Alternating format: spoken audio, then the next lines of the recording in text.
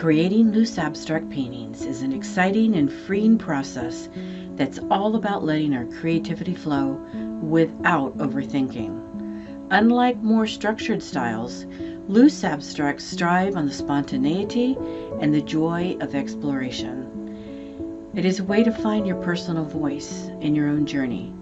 The beauty of the approach I'm going to show you today is that there's no rules, just your emotions, intuition, and the materials in front of you. So come on over into my art studio with me and let's create some paintings that I find easy, and every time I do them, I learn something new about myself. I think you'll enjoy. All right, hello everyone.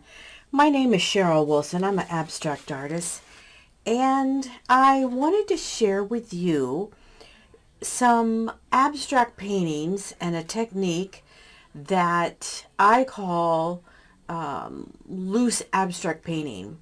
And this painting I actually did while I was on vacation. I had very limited things with me, so I was really forced to paint with very limited tools, which was really good for me. It's like a good practice for you. But when I did it, it just brought to the forefront some things that I learned. I learned about this particular paper. This is a watercolor paper, and initially I really didn't like it. I love the Deckle edge, so I was really attracted to that. But for painting watercolor, it just wasn't doing it for me. But I decided to go ahead and take it with me on the trip, and I used acrylics, and it is so perfect to get a very kind of like a grungy look to the paper. It actually pulls up some of the, let me see if I can find one where it pulled up the paint. It pulls up on the paper, and I like that because it helps give like this unusual grunge look. This one I folded in half. You can see the crease. I folded it in half, and it also additionally gave a really beautiful texture. So I'm going to show you how I do these because I got a lot of questions on my Instagram and in my DMs asking me about the style.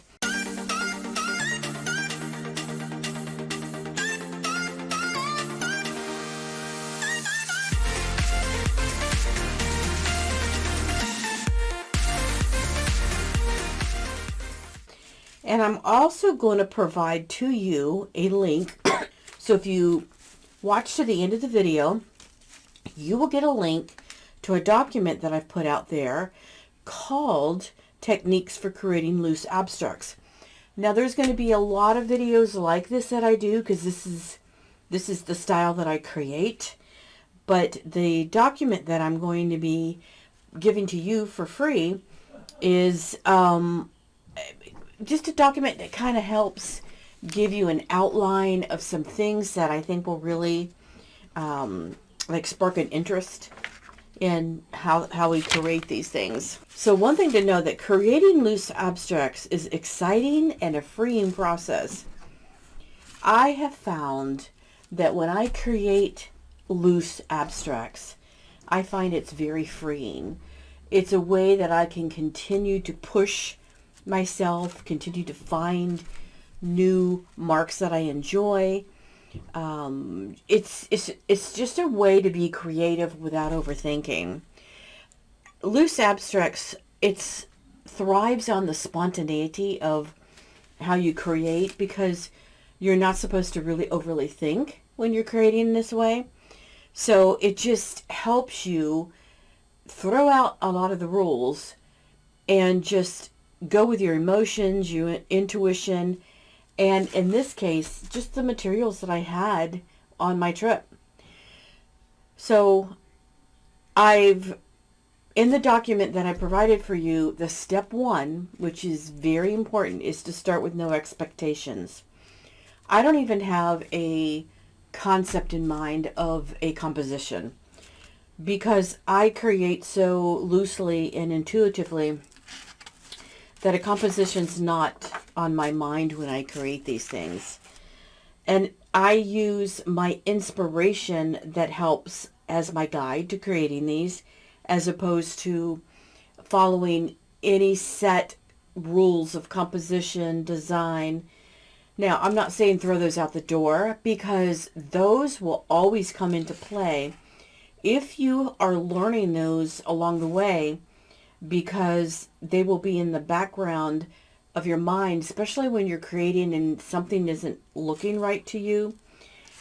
The design and composition rules will pop out while you're intuitively painting, and they will speak to you and help you as you create them. The other thing is to work quickly. If you work quickly, you're not going to take the time to think through all the nuances of what you're doing and start to get in the weeds and get stiff. One of the things that is the death of creating loosely is to get really stiff on your painting and start getting in the weeds.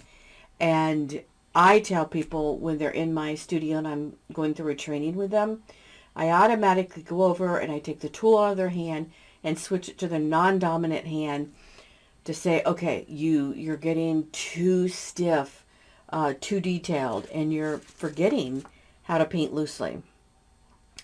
Layer freely. A lot of these have several layers on here, even though when I put down like paper towel or another piece of paper on top and smush it together, which pulls up some of the paint, which gives a real beautiful look on the paintings. The layering freely on here is what is giving this such a beautiful look, because the layers in here, especially this first one that I did, is just probably 4 layers. And then when it's wet and mixing, which creates such a beautiful painting.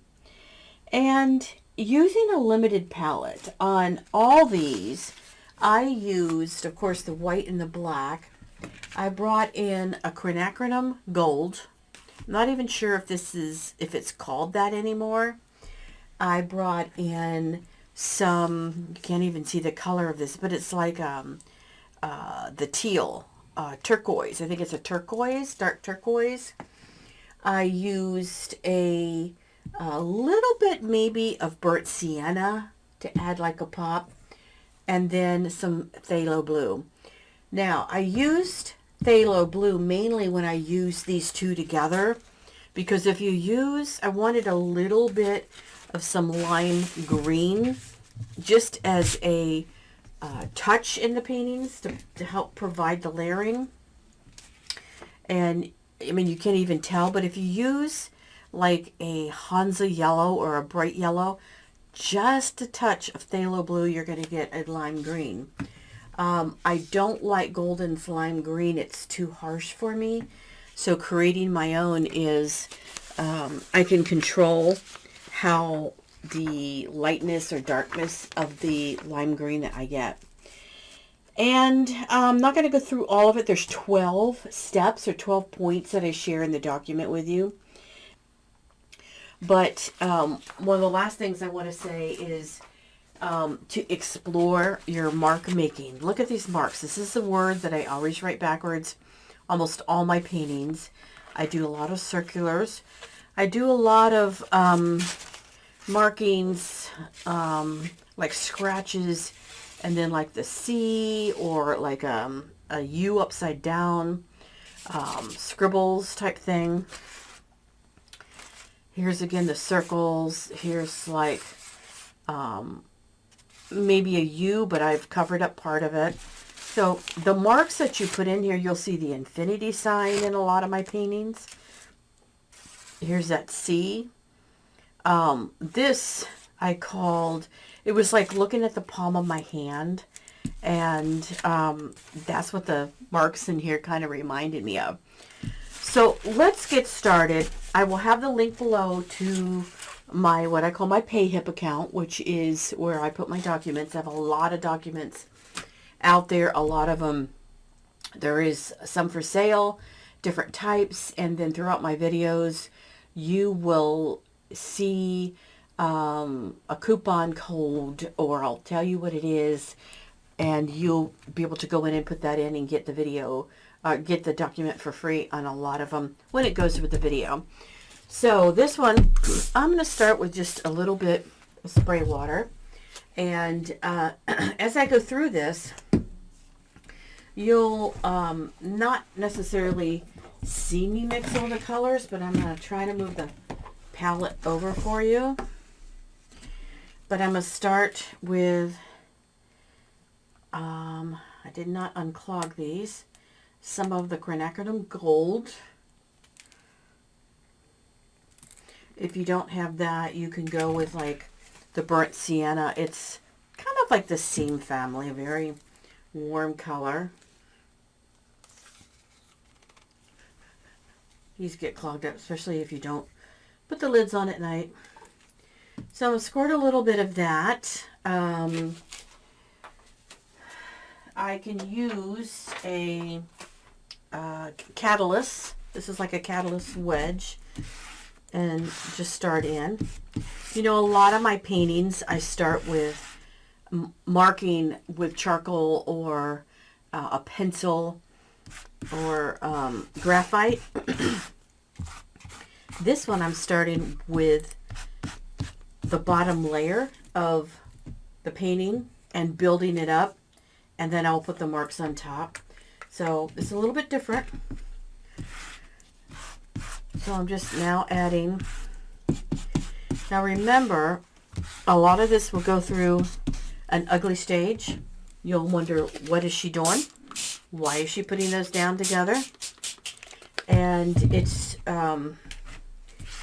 to build the layers. I'm going to go all the way to the edge of them, because that's the look that I want for these paintings. And the idea of this is to let it soak in, build layers,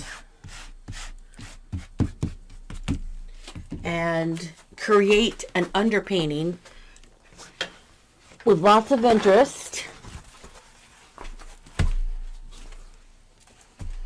Just pulling up some of the wet. It's already adding some texture. But this watercolor paper is just quite unusual. I'm going to squirt some right on top. I'm going to add some white. Add some water. And like I said, I didn't like it. I had it for a while. I didn't like it for a while because I just didn't like the way it reacted with watercolors.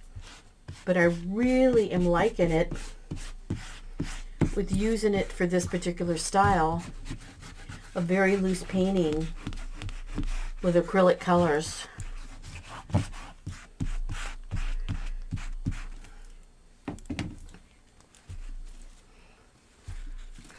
And I was going for a lot of these a darker underpainting.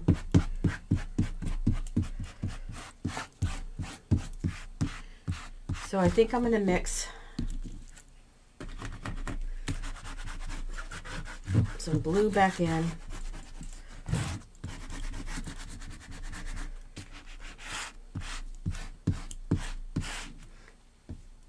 I'm going to actually even bring in a little bit of black.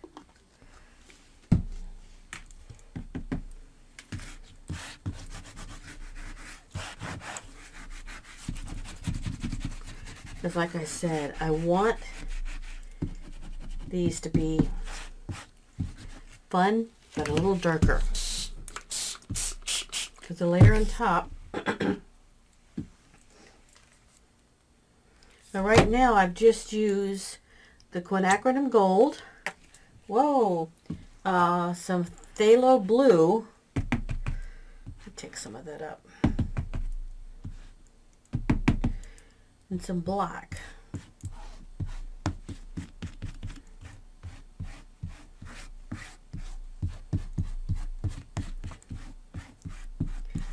I'm going to do a couple of these because I want these to dry, because when it dries and soaks in, some of the magic happens.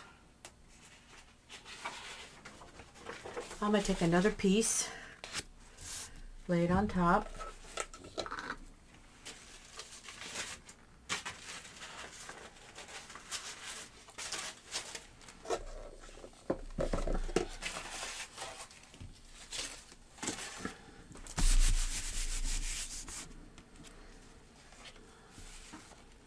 We can use that as a start, but this is already starting to look saturate in.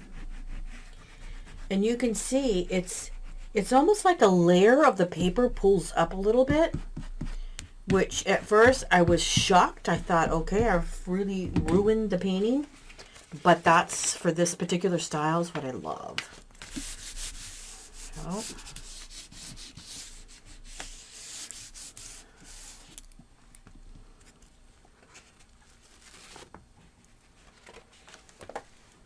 all right, now I'm going to take the paper towel and blot, rub. So you can see when I rub, some of the paper comes up, and that's actually what I like. And if I were to fold this over, not crease it, but fold it onto onto itself, and that's the look I want. I want this to dry now, but look at that. That's a gorgeous underpainting. So here's the next one. Say I want this to be a tad lighter.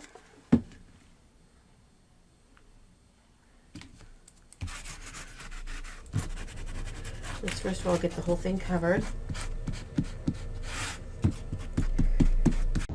Now would be a good time to subscribe if you haven't, please, and do a thumbs up. So with the first one, I'm going to add some black charcoal or graphite, and then maybe some lighter markings to it.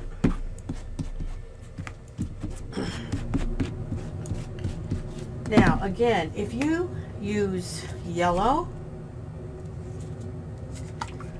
and this one's really clogged, so if I put out some yellow,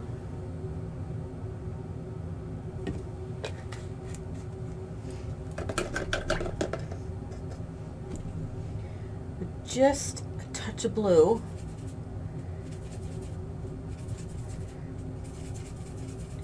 you're going to get like a lime green. Now the beauty of that is when you add white, it even gets it a lighter lime green. I'm going to use a larger brush, and that's another thing you want to do when you're doing loose abstracts. This project is not as necessary on this layer, but you're going to want to use different brushes. Don't be afraid to use different size brushes, even large ones. Let me add a little bit of black.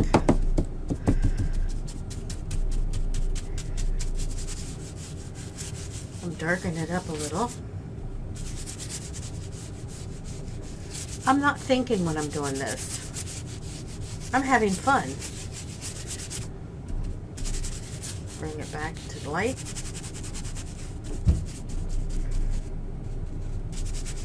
Bring a little bit more of that quinacridone gold. And you can do this like in a series. So having a lot of the quinacridone gold as a focal point in a lot of these is fine. See, the painting is reacting differently because I'm using a bigger brush, even on this smaller. I'm just pouncing in some of that lighter green. So instead of this one being all basically one color,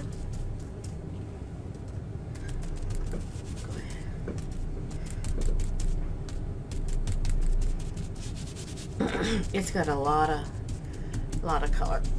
And I'll do the same thing. I'm gonna smush it into each other, into itself, I mean.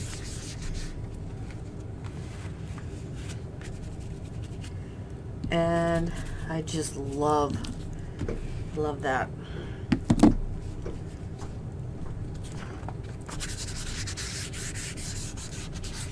This paper is very conducive. It's almost like a leather look. Okay, that's a lot lighter than the other one.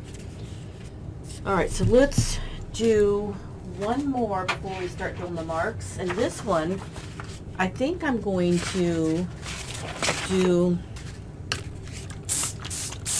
a lot of black and blues.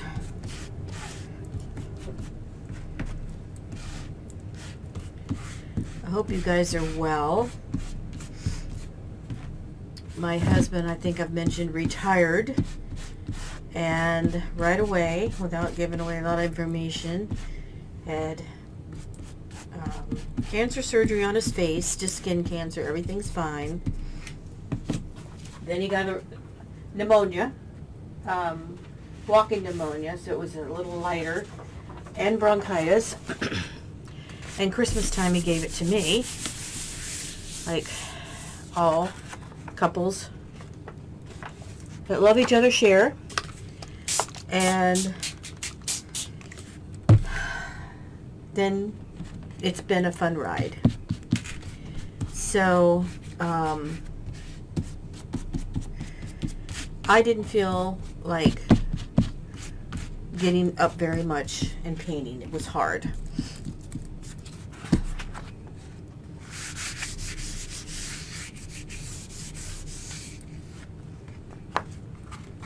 So a couple of you asked where I'd been, which is very sweet of you. But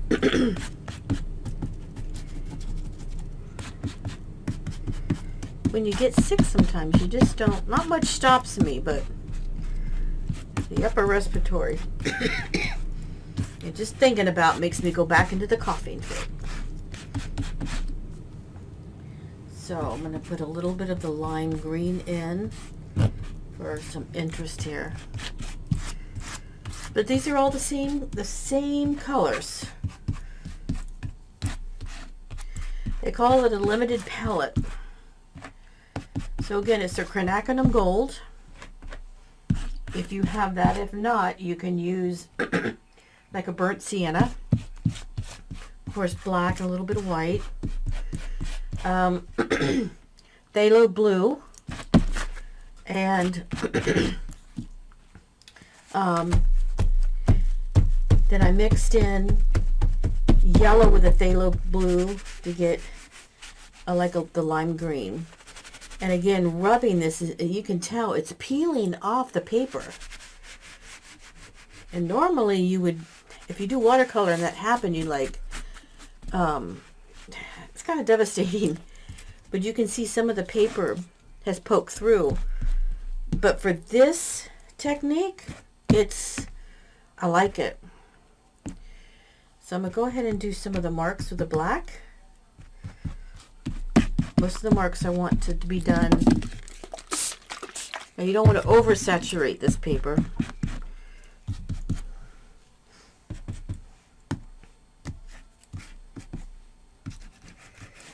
Alright, so there's 3. I'm going to let these dry because the next step we're going to do is we're going to do the marks on the top. So let me go over again. Maybe just darken that up. We've got, this is a very multicolor, and then let me see if I can get them all in the frame. A lighter and then the darker. Let them dry. and we'll go from there.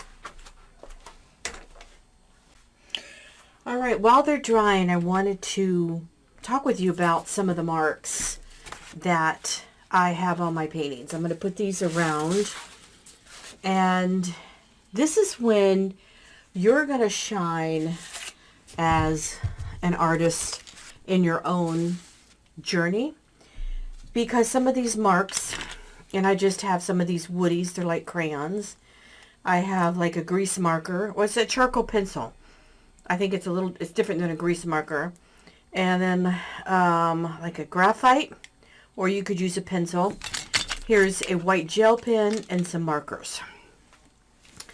So what I want to show you is, I'll start with the black, is a lot of the marks. Let me do it with the darker woody so you can see. I do this and I do it very loosely. A lot of times you'll see me do a mark like that, or it'll just be like that, or it'll, you know, almost like a house in a way. You'll see I like a lot of hash marks, maybe even, you know, like a railroad track type thing.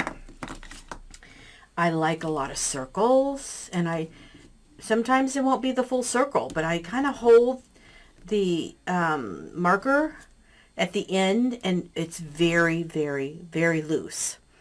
You'll see me write the word, and this is my word, emotion.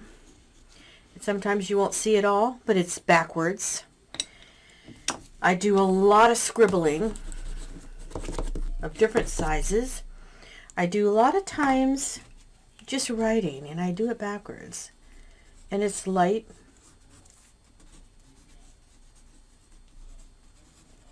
I don't even know what I'm saying. Just a nice light writing. Or just a mark across the page. And the other is just different utensils. I have some black paint here that hasn't dried yet. Okay, let me put some thicker white on the palette knife. And a lot of times I'll just use the palette knife and wipe in some paint. Here's another where you can have paint down, and it's a shaper. Another mark that I absolutely love, and let me get a color out here that's going to be dynamic enough so you can see it.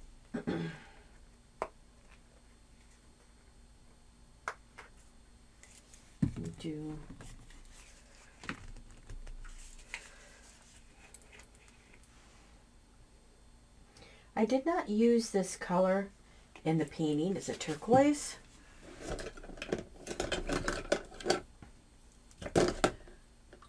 But I'm going to get a brush that has got like a sash brush, round.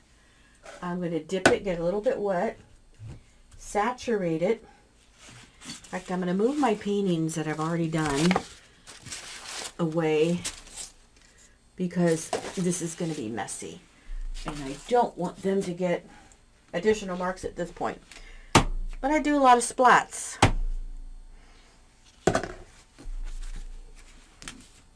And then, of course, you can manipulate your splats. Another is with the thicker white on top of a darker color. Just add, so you've got just different marks. So that gives you an idea of some of my personal marks that I like to add into the paintings. I probably won't do the splats. I might, but mainly these other marks I like to add into my paintings. This particular set in particular. So now we're down to the final. These have completely dried and they are ready for the marks. Let's start with this one. I just have the same markers I had showed you.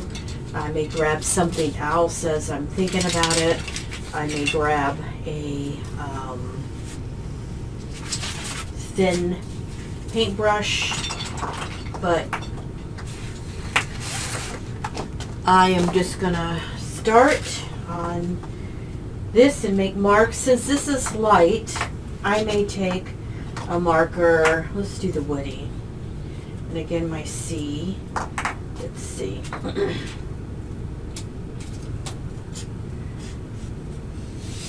This has got some paint on it. That's okay. Let's see the gel pen.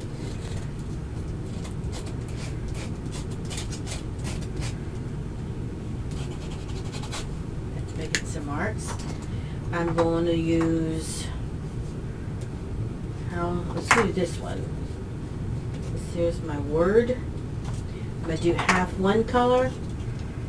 Oh, I like that white. Okay, so let's do some circles. Let's get some, let's really get bold here. Keep it minimalistic. For this particular, if you're going to do this with me, try to keep it as minimalistic as possible so that it's, what happens a lot of times is you tend to want to overdo.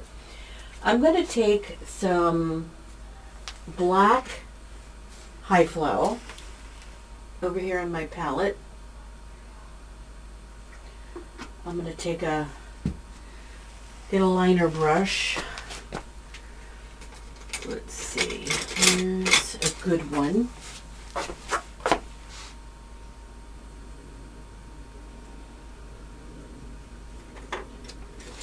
This is very loose liner brush, rigger brush they call it too. Let me get it in water.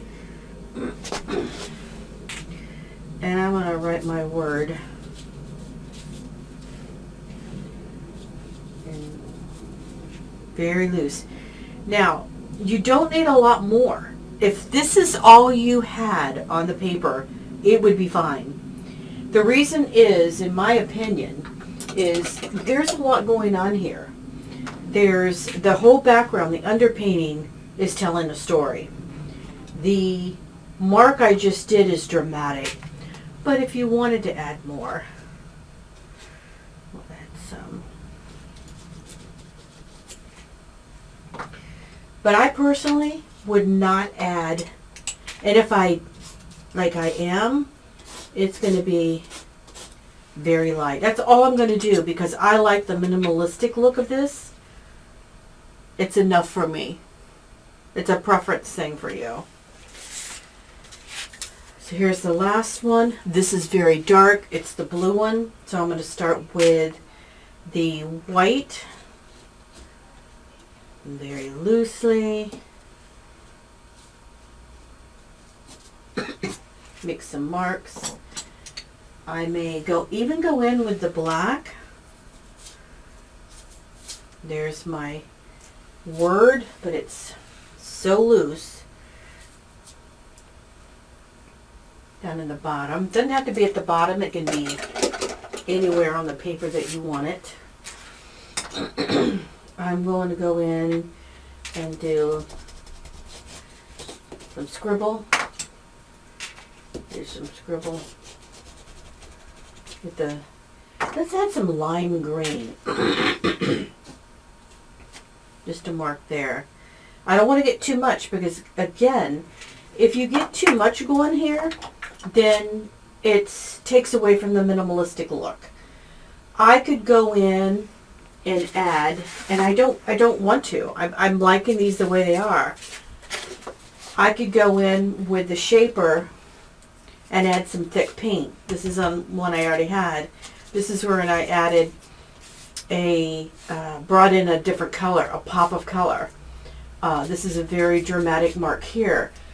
But I see how simple and quick this was, adding just these very, very simple marks. You don't, in fact, if I want this to be a series now, I may go in on this and